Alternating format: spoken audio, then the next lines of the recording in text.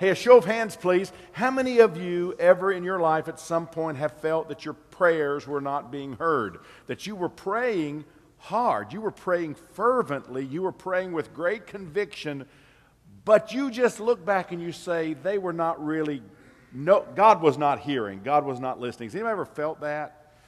All of us maybe have felt that at some point in time. It's a terrible feeling, but I think most of us can relate. And how many of you believe if you felt that, over a significant period of time, you might convince yourself not to really pray, because what's the point if I'm just praying and nobody's listening? Anybody relate to how maybe you could feel that way? I know there have been times I can certainly relate to that. I have prayed for people with every ounce of energy in me to be healed, and they have died. I don't want that to concern any of you. I'll still pray for you, but I'm just telling you, it's no guarantee. I've prayed and people have died. I have prayed for a financial breakthrough for me. I needed it. And I was at a low point in my life, and I just said, God, I'm putting everything on the line. This has got to be. You've got to deliver me. You've got to help me. I need a miracle more than anything in the world. There's no question about this. God, if you are God, you have got to do this. Dear God, I have prayed and prayed and prayed and prayed, and guess what? The financial breakthrough didn't show up, and I got deeper in the hole. Can anybody relate to that? I prayed for relationships to be healed, and I've seen the exact opposite of what I'd hoped for happen. What is up with that? What is up with that? Our series, called simply Stuff Happens, is leading us today to have to talk about something that's really important, and that's unanswered prayer. It seems like there are times when we call out to God and He is nowhere to be found. We are being as transparent as we can. We are opening our heart as honestly as we can. We are humble. We are not being arrogant. We are not being ego-centered. We are saying, God, I need your help. I need your help. And He's nowhere to be found. Jesus taught a lot about prayer. Jesus basically boiled it down to two things. It's not supposed to be formal. It's supposed to be conversational. And God is not someone far removed, but He is like a heavenly parent. That's why He called Him Abba, Father. So Jesus tells us that, and that's well and good. I appreciate that. But there's still times when I know I have prayed and I just don't feel like maybe He's heard me. What I want to do is I want to share with you three things that are helpful to me, that I hope will be helpful to you, that I play over in my mind often when it comes to this idea of unanswered prayer. And these are things that, I'm sure there are talks that I do that maybe are theoretical and maybe they have a certain appeal on a certain level, but maybe you're not particularly practical. I'm telling you what I'm going to share with you today, I think about all the time. As a Christ follower, these are things that I have had to process over years and years and years, and this helps me, and I believe it'll help you. So, with pen in hand, I want you to write down the first big principle that I try never to forget, and I hang on to this, and it is simply stated this way: God always answers your prayers. God always answers your prayers. Now, you're saying, Ray, you just said it seems like He didn't. Well, I'm going to get into this, but write that down on your outline. God always answers your prayers. And let me begin with the first little caveat under that and say simply this: sometimes God answers no. Sometimes God answers no. Y'all, I remember when Ethan was about 12 years old. He was a great athlete, really blessed. Both my boys liked sports, and I enjoyed watching them play sports. And he was a great athlete, great football player, baseball player, basketball player, and he comes to his mom with this great idea that he wants to be a boxer. Will she let him begin to go to Golden Gloves and learn boxing? It was not something that was whimsical that just crossed his mind. He had thought about it a long time. He thought he had the quickness. He thought he had the skills. He thought he had the toughness that he could do it. And so he asked, and he asked in the right way. And his mother said, absolutely not. Now, did his mother answer him or not? She answered. She said, no, no. And that's an answer. And I believe there are times that God answers us with a great big no. And we go through our whole life saying, God didn't answer me. No, he didn't answer you the way you wanted him to answer you, but God answered you. Sometimes he says simply, no. Write this down. This may seem corny, but I play it through my mind all the time. Sometimes God answers slow.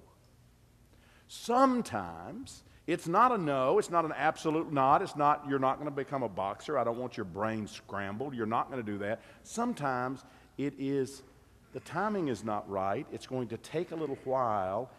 I am working. You're going to have to trust me. It's going to come slow. I think about Abraham and Sarah. They begin to follow God when Abraham is 75 years old. God says, I'm going to produce an heir that's going to end up becoming a nation of people through you, Abraham. And he's like, 75 years old, God, we better get on this right away. And then he had an 80th birthday. And then he turned 85. Then he turned 90. Then he turned 95. Do you think he thought there was any way God was going to give him an heir?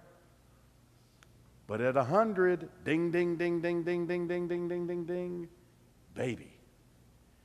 But there was a process. God said it's going to happen, but it's going to happen slow.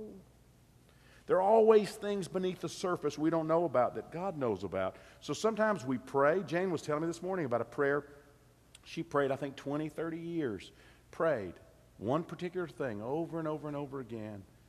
And it was only much later was it answered. But sometimes the answer is it's going to be slow. Third thing that I remember, and I process this all the time, is this. Sometimes God answers grow. Grow.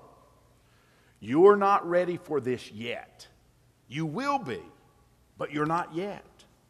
I think about kids who want the latest and greatest in technology, and I'm all for that. I mean, I think you should get your kids into that kind of thing, because if you think you're going to keep them out of technology, you're putting them at a serious handicap.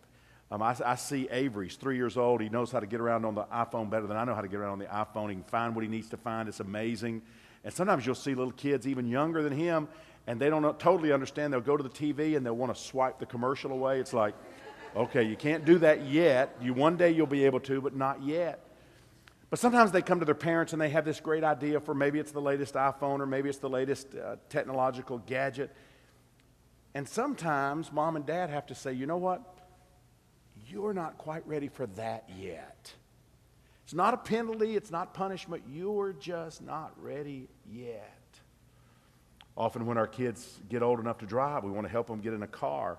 But we normally don't get them the Sportster that maybe they wanted. Maybe we get them the 4-door sedan that was 30 years old that maybe they need to learn on before they get the Sportster. Sometimes he says, grow. I remember 1989 seriously beginning to pray that God would use me in some way. I didn't know what it was, but I just knew he was going to use me, and part of that process was going to be talking to people outside of the traditional understanding of church, that God was going to use me to talk to and communicate to people outside the traditional structure of the church. That was 1989. The Village Church did not start until 1993. And there was a part of that God was using to grow me. Using to grow me. Let you know this. I prayed for a partner for a long time like Jane. But had I met Jane when I was in my 20s, I would have messed that up. Had I met her in my 30s, I would have still messed that up. But when I met her when I was 45, I was ready. I was ready. And so sometimes God says, you got to grow up. You got to grow up. I hope you get this idea at our church. We're fun-loving and we're wide open, and I love all of that. But I also believe God wants us to grow up. If you're still kind of messing around at the baby level of following Jesus 20 years into the deal, God says, grow up. I've got some great stuff in store for you, but you're not ready for it yet. You've got to grow up just a little bit. The other thing that I believe sometimes God says, and you'll write this down as the fourth little thing, is sometimes God says, go. I mean, you pray, and it is just like that. The doors open, you walk through, it's like you've won a prize. The alarms go off, the balloons fall from the sky. You can't hardly believe what is happening, and you say, this is what I like. I like to pray it and then walk through the door, and this happens, and sometimes it does. And when we do, we shout about it. It's fantastic. But it's not the only way he answers. But he always answers. That's the first thing I hang on to. I try to really believe that because I believe to my core that God is a loving heavenly parent, heavenly father to me, that he loves me more than anybody could even comprehend. His love is infinite. I have not, Paul said, even been able to plumb the heights, the depths, the width, the breadth. I can't even comprehend how great his love is. I believe that. And so if I don't get it, I still believe that he is answering me. But it leads me to the second thing that I want to say, and it's this. The deeper problem here is that many times God does seem strangely silent. I'm just telling you how it is. There are many times in my life that God seems strangely silent. I believe he loves me. I believe everything I've said thus far in this message. But there's still some silent times that kind of throw me. And what I want to do is I want to take a quick look at one particular psalm that deals with this, and then we're going to move off into something else that I think will be helpful. But I just want to be honest with the fact that if you think you are going to always feel this presence of God always 24/7, that he is right on the spot doing things all around you, there are times when you're not going to sense it. And based sometimes on your personality makeup, kind of who you are, the characteristics that you possess in your emotional makeup, it's going to seem pronounced. Let me show you Psalm 77. This is considered a psalm of Asaph. Asaph was a choir director under the reign of King David and under Solomon all the way to Rehoboam. So he spanned a significant period of Israel's history, and he actually wrote more in the Bible than people like Peter. And yet most people don't know much about him. But listen to this, because I want you to feel what Asaph is saying in Psalm 77. Verse 1 says this. He writes, I cry out to God, yes, I shout, oh, that God would listen to me. When I was in deep trouble, I searched for the Lord. All night long I prayed with hands lifted upward toward heaven, but my soul was not comforted. I think of God and I moan, overwhelmed with longing for his help. All right, do you get the gist of what he's saying? I am doing everything to call out to God, and he isn't listening. He is nowhere to be found. I don't understand this. Where is he? I love how honest the Bible is. The psalmist is seriously bummed, and he's letting you see it. Verse 4, you don't let me sleep. I'm too distressed even to pray. I think of the good old days long since ended when my nights were filled with joyful songs. Verse 7, I search my soul and I ponder the difference now. Has the Lord rejected me forever? Will he never again be kind to me? Is his unfailing love gone forever? Has God forgotten to be gracious? Has he slammed the door on his compassion? And I said, this is my fate. The Most High has turned his hand against me. This is a serious case of someone saying, God is not answering prayers. He is nowhere to be found. I do not know what is going on with him. He is gone.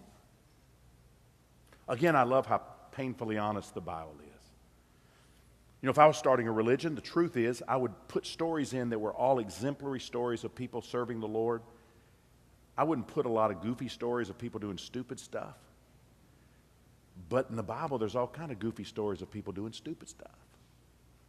You read the book of Genesis, it's the most screwed up group of people you can possibly imagine, and that's kind of the main group that God is building the whole thing on. I mean, there is craziness, there is sin, there is deception, there is incest, there is drunkenness, there is adultery. These people are messed up. But it's right there for all to see. Sometimes after their greatest success, when you say, okay, finally somebody's got it, you'll see their greatest failure. Noah, Great story. He listens to God. He builds an ark. God rescues his family. Wonderful story. And what's the first thing he does when he's rescued? He gets drunk. Yikes. Elijah has a wonderful encounter where he actually calls down fire upon a sacrifice that the pagan priest had been trying to call their gods to sacrifice, burn the sacrifice up. It never happens. Elijah does it. It happens. He is at an all-time success. It's fantastic. You would think, man, this guy has got it going on. And you know what he does? He goes into deep depression where he says, God, I'm the only one in all of Israel that serves you. And it's like, Elijah, just hush. You were so good. You were so strong. Now everybody sees you are just a whiner. Hush. Simon Peter walks on the water. What a cool thing that is. And then almost the next scene, Jesus says, now you know I'm going to Jerusalem and I'm going to be killed. And Simon Peter says, no, that's not going to happen. It's like, Simon Peter, he's Jesus. You just said a few minutes ago that he was God's son, that you recognized him as the Messiah. Now you're telling him what to do? Hush. Then Jesus is in the garden and he's praying and they come to arrest him. And Simon Peter says, you're not arresting him, and pulls out a sword and cuts off somebody's ear. It's like, Peter, this is not the way we're going to do this. Goofy. But the Bible presents that. And it also presents in the Bible people who say, God, I called out to you, but you did not hear me. That's their truthful assessment at the moment. I called out to you, but you did not hear me. It's almost like they were not familiar with this idea that many of us grew up with of name it and claim it. Have you heard that? Name it and claim it kind of a religion where you pretty much say it and God will do it for you. Which seems more like a genie in a bottle to me than the God of the Bible.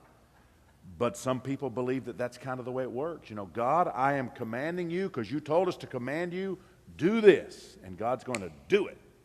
As if he is your errand boy instead of you being his servant. I've always rejected the kind of name it, claim it, blab it, grab it kind of an understanding of the Bible.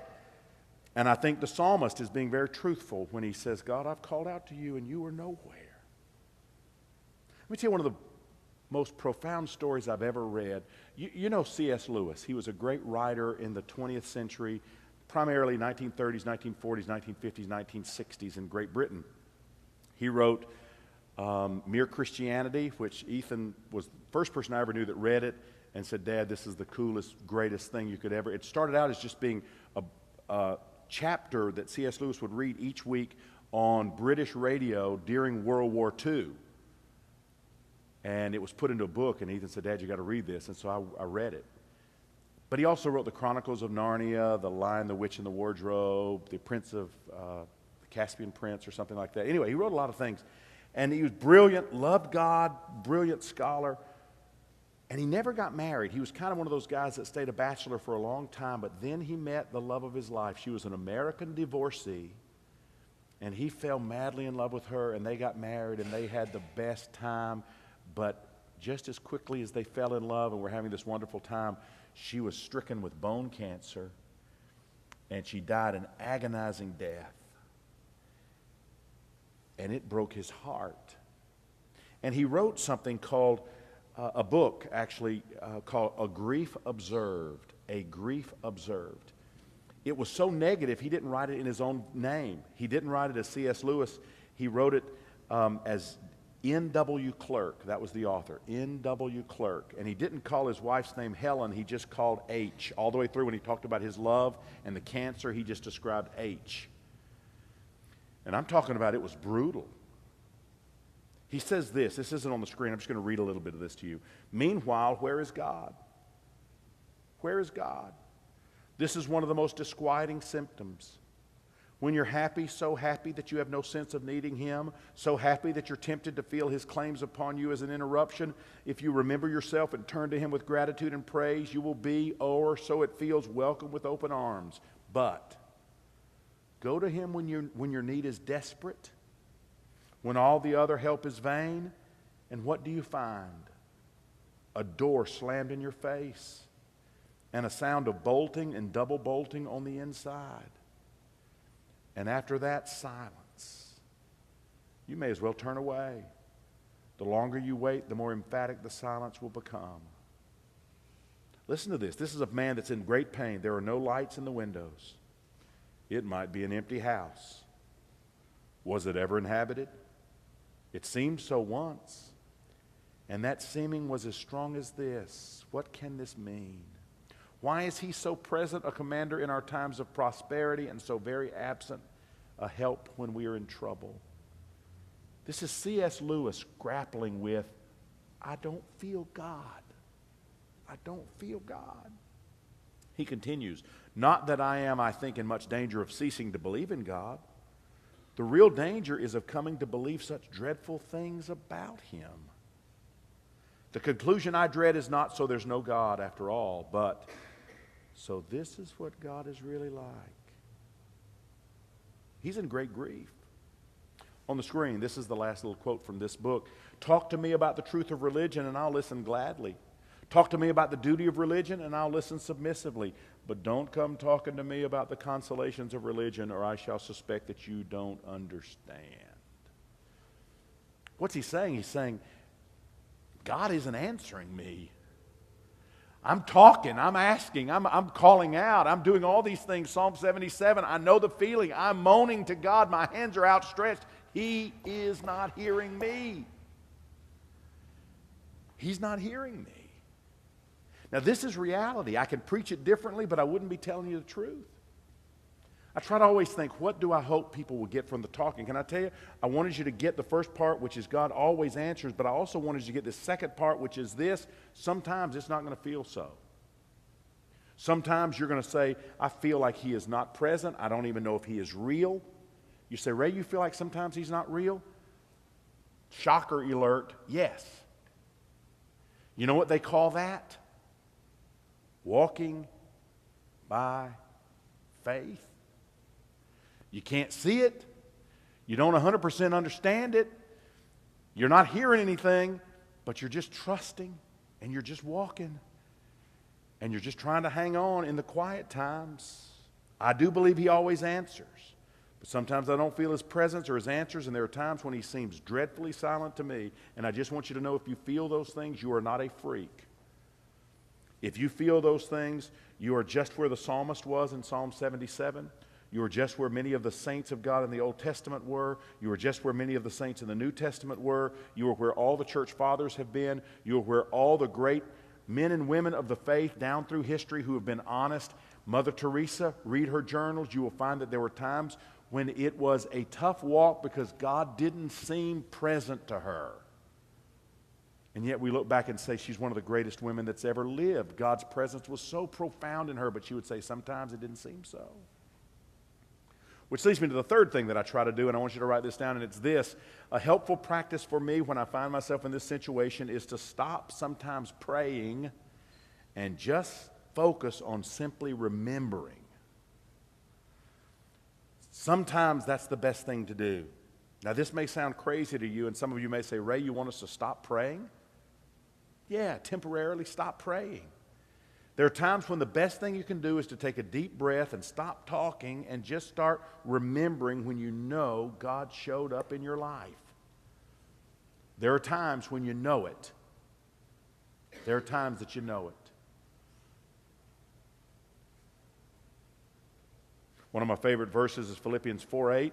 I almost use this scripture in every verse, in every sermon that I talk about, because it means so much to me. Philippians 4:8, I tried to learn it a long time ago. Now, dear brothers and sisters, one final thing, fix your thoughts on what is true, honorable, right, pure, lovely, admirable. Think about things that are excellent and worthy of praise. I try to do that in every area of my life. If he's not answering me now, if I don't feel his presence now, I'm going to think back on times when I know I saw him working.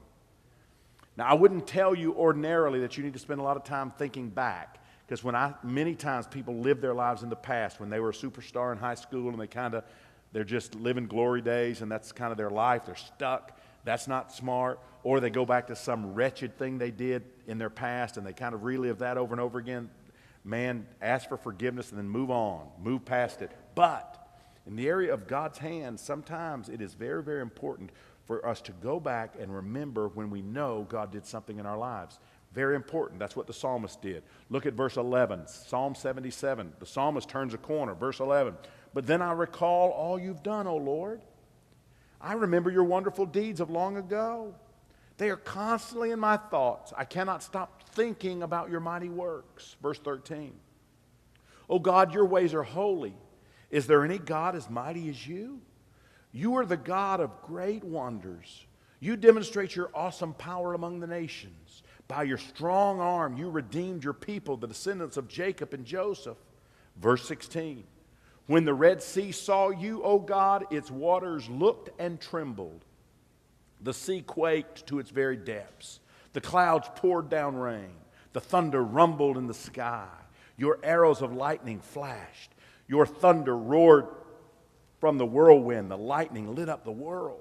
The earth trembled and shook. Your road led through the sea, your pathway through the mighty waters, a pathway no one knew was there. You led your people along that road like a flock of sheep with Moses and Aaron as their shepherds. He's just saying, okay, I'm not hearing you right now, so I'm just taking a trip down memory lane. God, I'm looking back and I see all those times you were there. It's unbelievable. I've been doing that. I've been trying to go back and think about when God was so strong and I just saw his hand. I remember when God called me. I was 16 years old, and you say, you believe in God called you? Yeah, I believe God called me when I was 16 years old. I sensed in my heart I was supposed to be a communicator of God's truth to people. I sensed that when I was 16. I moved to Texas when I was 17. I didn't know what I was supposed to do, so I went to someone who was a wise older preacher, and I said, what am I supposed to do? I think I'm supposed to be a communicator. And he said, start communicating. It's like, well, I need a church to call me, I guess, to come and talk. He said, are you kidding me? He said, there are missions in Houston that serve people living on the street. And he said, they need people to come. You go introduce yourself and tell them you'll speak every opportunity they'll give you, because they would feed the homeless and they would put them up for the night. And then I would preach. I would preach there. I'm 17 years old. I just began to do it. And suddenly churches began to call. I still kept doing this, but now churches are calling, and we drive all over Texas to go speak at these little country churches. Little country churches. And then a church called me to be their fill-in pastor for 3 weeks in a row. And I was 19 years old at the time. 3 weeks in a row I preached there, and they said, would you consider being our full-time pastor? Can I tell you that's not ordinary for somebody in college that's 19? But it was as if God was opening doors all the time. And it was amazing. And he called me. I knew that was him. And then he's opening doors for me. I knew that was him. I remember going to places to speak when I didn't have the gas money to come home. I would get there, and then they would just be right on time. They would fill up the car with gas. Sometimes they would give me these containers of beans where the farmers in the church would put together these beans, and they'd just give it to you. And I'd have something to eat on for weeks. I remember one time being so broke, about to go under, not knowing what I was going to do, and my home church, Bethel Baptist Church in Jonesboro, their missions committee sent a check for $200, which was a big deal, 1980, about $200, and they said, we're just thinking about you and thought this might help. $200 was like $1,000, like $10,000 at the time. I remember praying for the boys at different times in their life and journaling. I can go back and I can actually see what they were doing at certain times in their life, and I can read my journals and I can see how God would begin to work on rough spots and how he would begin to hone them into the men that they are today. I remember when we started the Village Church, we didn't have any people, didn't have any money, didn't have any location, we didn't have anything except an idea to be a church that would be real honest and open and accepting of people and present the love of Christ in a real way. And I just remember how God's hand was always there. I could just go back and see it. I remember we didn't have a musician. Now we have the best musicians of any church I've ever seen. Back in the first part of the village, we didn't have a musician. And I really sensed God told me to go buy a keyboard. I bought an expensive keyboard, and a week later a keyboard player showed up. Is the most amazing thing in the world. I know it happened. I know I bought the thing. I know. I remember praying for the right person to come into our church to help us, and many of you were answers to that prayer because you would show up. It's like, I know that. I can go back through time and I can say, this happened and this happened and this person came. And I remember I remember Jane coming into my life. I'd prayed for somebody like her. Of course, I was having to grow, didn't realize that. And then she came and I didn't have any idea. God has done sufficiently more than I could have ever hoped or imagined, far more than I deserve, far more than I deserve. And I can hang on if it seems He is not answering or if He is distant at this moment. I can hang on to the fact that when I look back, He was always at work. Even if I didn't understand it, He was always at work. William Cowper, one of England's greatest poets in the 18th century, he was depressed his whole life. We would now look at him and we would say, he had some chemical deficiencies in his brain. He was severely depressed his whole life. But he also loved God. It was a real strange thing, but he had it. And many of you know what I'm talking about. He was going to commit suicide one time, and at the last moment something miraculous happened, and he didn't. And it led him to Psalm 77, and he began to sense God's presence in his life in many ways he had not realized. And he wrote this little poem, I think it's beautiful, or this little preface to a poem. God moves in mysterious ways, His wonders to perform. He plants His footsteps in the sea, and He rides upon the storm.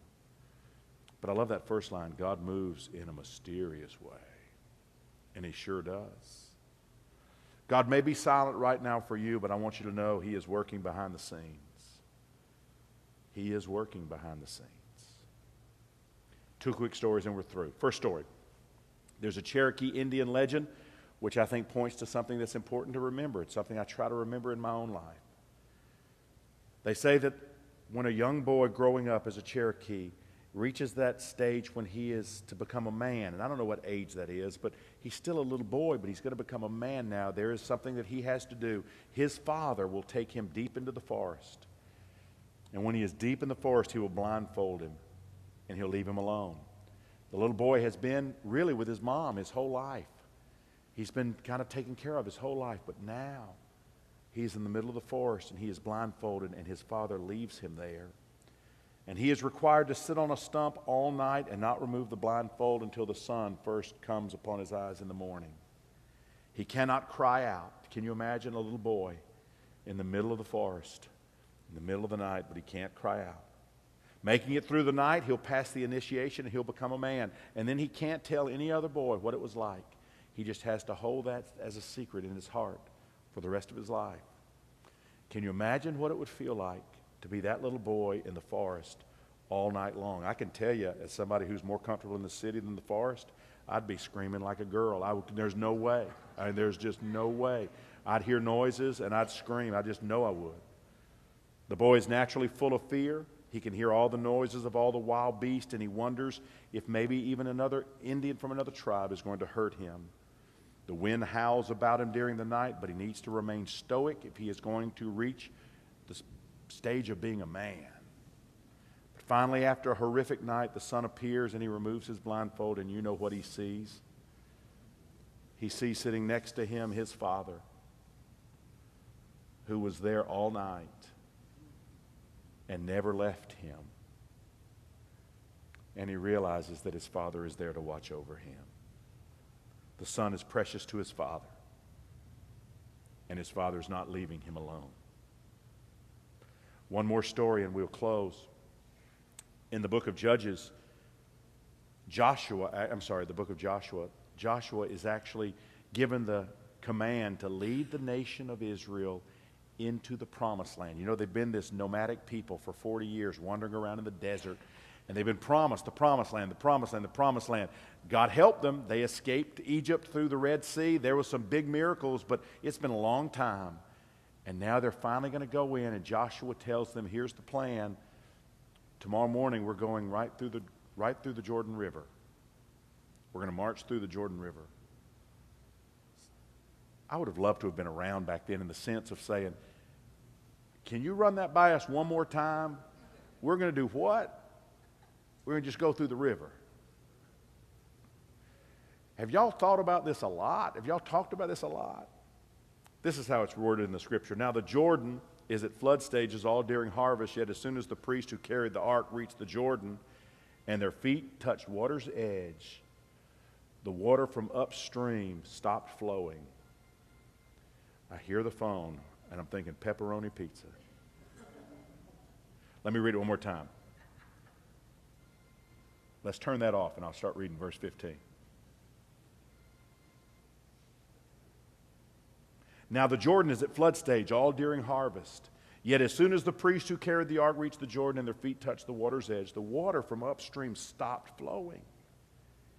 It piled up in a heap a great distance away at a town called, this is what I want you to see, it piled up in a heap a great distance away at the town called Adam or Adam, in the vicinity of Zarethan, while the water flowing down to the sea of the Arabah, the salt sea, was completely cut off. So the people crossed over opposite Jericho. All right, I looked on a map and I saw that this is 17 miles. The town of Adam is 17 miles from Jericho where they crossed over. Now I want you to get this. They see the water running. It is running, it's flowing. They don't realize 17 miles away, God's already stopped it. It stopped. The remnant of the water is going to keep flowing, and while they're thinking, what's going to happen? He's already been working. When they take that step, it's going to be dry because he's been working 17 miles away.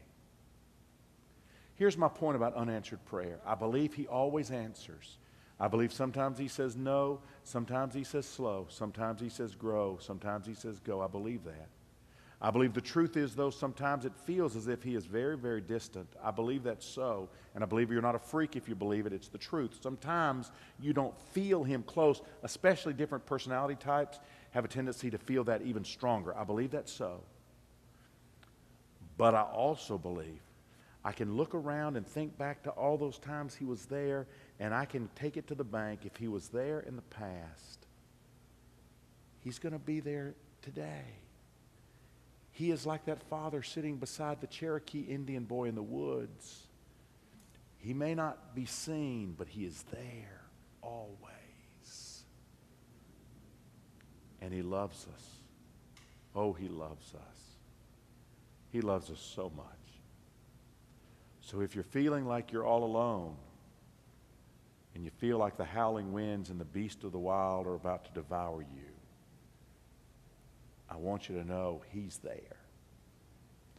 And if you look in the past, you'll see all the times he's delivered you, and he's going to take care of you today. He will. Would you bow your heads, please? Father in heaven, thank you so much for this day. Thank you for allowing us to spend time talking about something that maybe we don't think about often enough, but it's so true. Unanswered prayer feels bad to us. But the reality is you do answer. The reality is you are always present. You are always as near to us as the air that we breathe. You surround us. You inhabit us. You fill us. While you may seem distant or far away, you're always present. Our ever-ready present time helper in times of need. That's what you said in the Word. You're an ever-present helper in times of great need. Father, help us hang on to that. There's somebody here who maybe's never really met you. I pray today that they'll open their hearts to you. I pray today that they'll say, Lord, I want to know you. I want to follow you. I want to learn how to trust you, believe you. I ask you to help me. Forgive me for my past. Help me forgive myself for my past. And help me learn how to walk into your future, knowing that you love me and you're going to take care of me. We pray this in the name of Christ.